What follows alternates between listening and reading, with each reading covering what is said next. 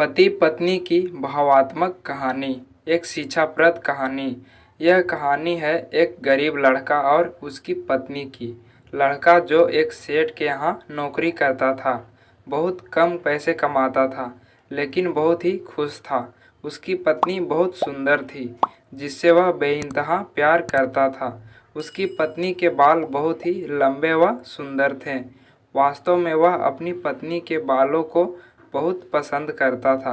एक दिन पत्नी के बालों में लगने वाला हेयर क्लिप टूट गया। पति काम से घर आया। पत्नी ने कहा कि मेरे बालों का हेयर क्लिप टूट गया है, उसके बिना मैं अपने बालों को नहीं संभाल सकती।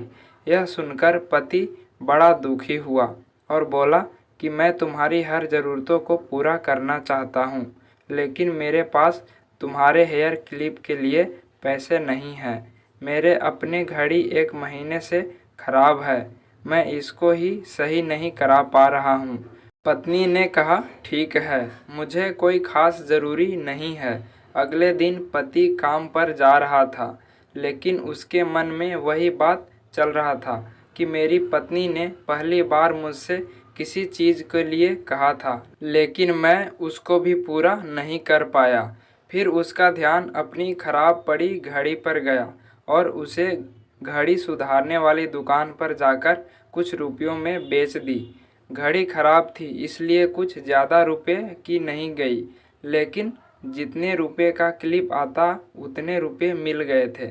वह क्लिप की दुकान पर गया और वहाँ जैसे कि उसकी पत्नी का क्लिप था वैसा ही लेकर आ गया।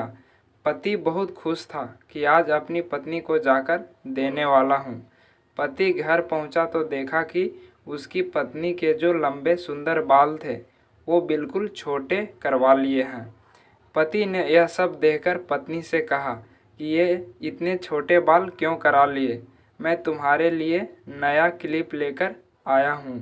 पति ने कहा, मैं बाजार में गई थी और अपने बालों को बेचकर आपके लिए घड़ी ले आई। ये सुनकर दोनों की आंखें में आंसू आ गए और दोनों गले लगकर रोने लगे। यह छोटी सी कहानी हमें यह सिखाती है कि कोई भी कार्य हो, अगर हम उसे पूरे मन से करते हैं तो वह ज़रूर पूरा होता है। हम जब भी किसी कार्य को अपने पूरे मन से नहीं करते हैं तो वो ठीक से नहीं हो पाता।